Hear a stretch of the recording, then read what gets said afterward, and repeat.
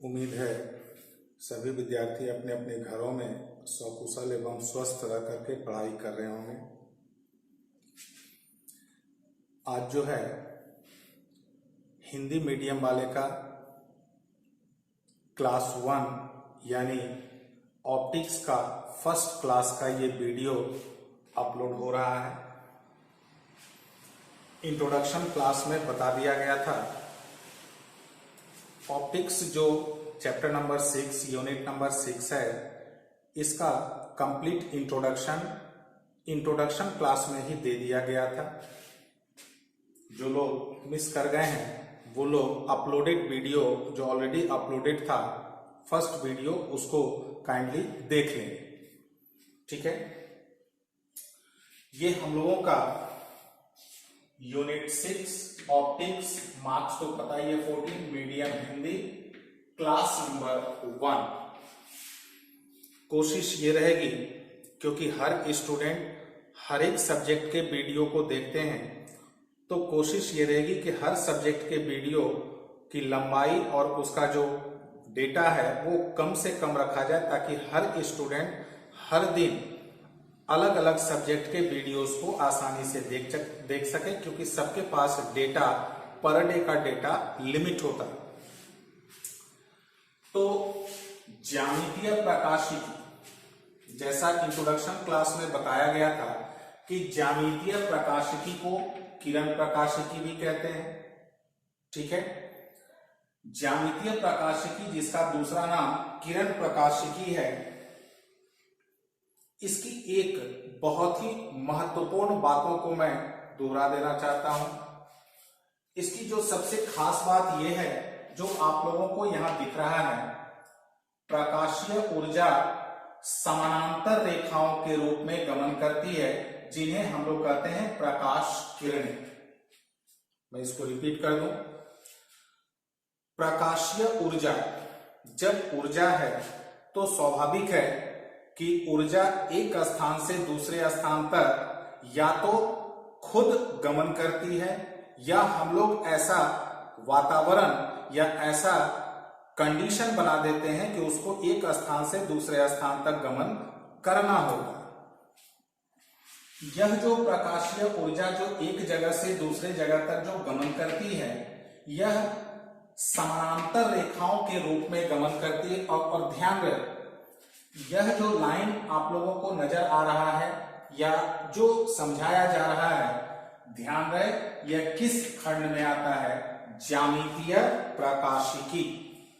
ठीक है, तो ज्यामितीय प्रकाशिकी, यह जो ऑप्टिक्स यानी प्रकाशिकी का यह जो थ्योरी है, यह थ्योरी स्पष्ट रूप से कहता है कि प्रकाशीय ऊर्जा एक स्थान से दूसरे स्थान तक समानांतर रेखाओं के रूप में गमन करती है, जिनको हम लोग नाम देते हैं प्रकाश किरणें। और खास बात, प्रकाश किरणें भले ही समानांतर रेखाओं के रूप में गमन करती है, लेकिन एक खास बात बतला दें, चूंकि यह ऊर्जा है, और एक कॉमन बात आप लोग दिमाग में सेट कर लेंगे, ऊर्जा के जितने भी अलग अलग स्वरूप या रूप, जिसको हम लोग इंग्लिश में फॉर्मेट कहते हैं, ऊर्जा के अलग अलग रूप भले ही होते हों, लेकिन कोई भी ऊर्जा का कोई भी रूप हम लोगों को विजिबल यानी दृश्य जो है में नहीं आता, दिखता नहीं।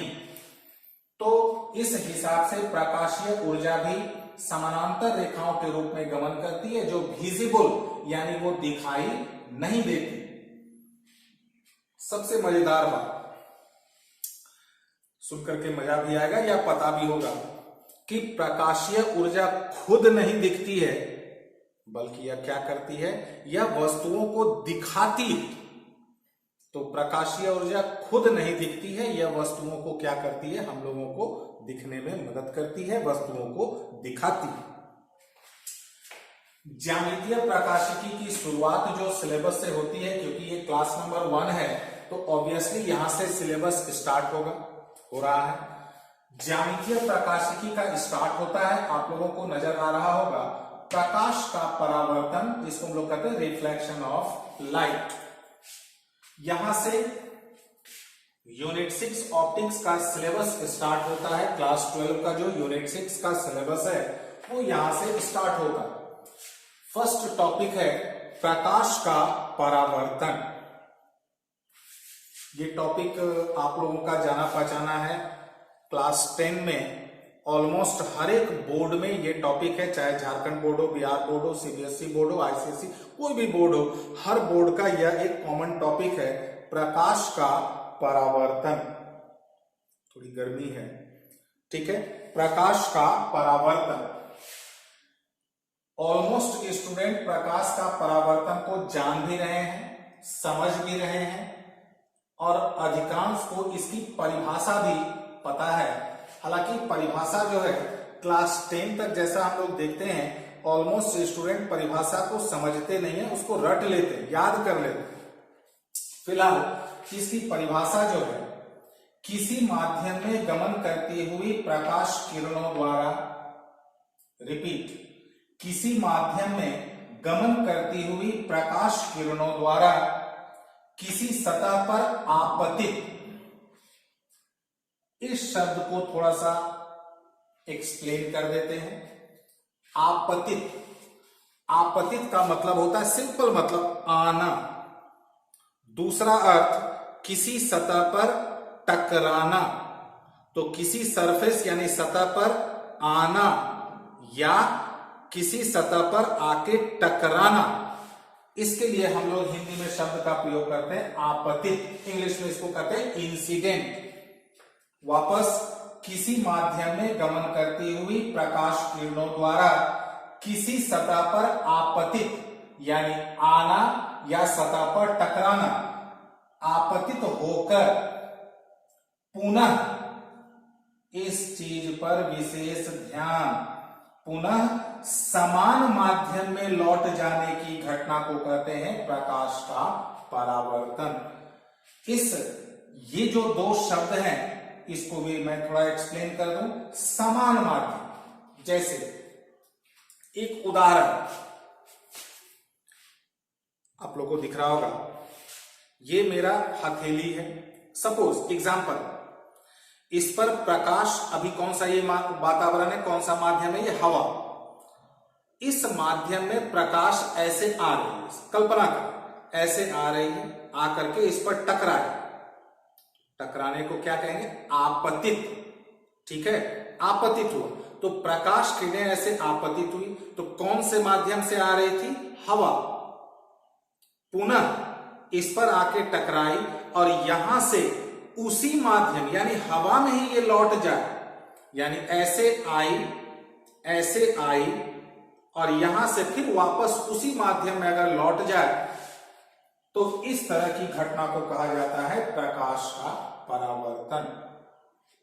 बहुत ही सिंपल बात बता दूं, परावर्तन के बारे में बस एक लाइन में ध्यान रखेंगे, बहुत छोटे शब्दों में, लौट जाना। जैसे एक एग्जांपल दे दें, जैसे हम लोग कई बार ऐसा होता है, हम लोग किसी से मिलने जाते हैं, गए, दरवाजे पर पहुंचे, तो आए, दरवाजे पर पहुंचे, पता चला वो व्यक्ति नहीं, वापस हम लोग लौट जाए। तो जिस रास्ते से आए उसी रास्ते से लौट गए, लेकिन प्रकाश के साथ ऐसी बात नहीं होती। ये व्यक्तियों के साथ होती है कि हम लोग आमतौर पर जिस रास्ते से आते हैं उसी रास्ते से लौट जाते हैं, लेकिन प्रकाश के साथ जरूरी नहीं है कि ऐसी बात हो सकता है, जिस रास्ते से आए उसी रास्ते से लौट जाए, लेकिन ऐसा जरूरी नहीं है। तो जिस तरह से लौट जाना, वापस हो जाना, लौट जाना, इसी घटना को कहा जाता है प्रकाश का परावर्तन।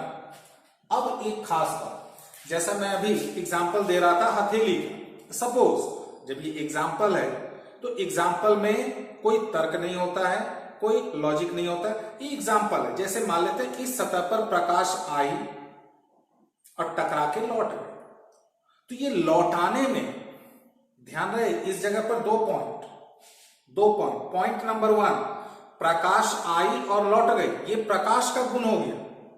ये किसका गुण हुआ, प्रकाश। क्यों, क्योंकि वो आई, टकराई और लौट गई, ये किसका गुण हुआ, प्रकाश। लेकिन जरा दूसरी चीज पर ध्यान दें, लौटाया कौन लौटाया, अब जैसे एग्जाम्पल, अगर ये हथेली लौटाया, इसकी भी भूमिका इस घटना में बहुत महत्वपूर्ण है, क्योंकि अगर ये नहीं होता तो प्रकाश नहीं लौटती। तो प्रकाश के परावर्तन में एक बहुत महत्वपूर्ण भूमिका होती है सतह की। तो जिस सतह पर आने वाली प्रकाश लौट जाए उस सतह को कहते हैं परावर्तक सतह। ठीक है, फिर से मैं रिपीट कर दूं, जिस सतह पर प्रकाश किरणें टकरा के जब प्रकाश किरणें लौटती है तो ऐसी सतहों को कहा जाता है परावर्तक सतह।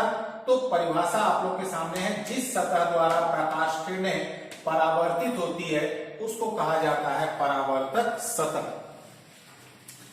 बहुत अलग अलग तरह के परावर्तक सतह होते हैं, लेकिन यहां पर सबसे बढ़िया जो परावर्तक सतह माना जाता है, नाम आप लोगों का सबका सुना हुआ, दर्पण, जिसको इंग्लिश में क्या कहते हैं, मिरर।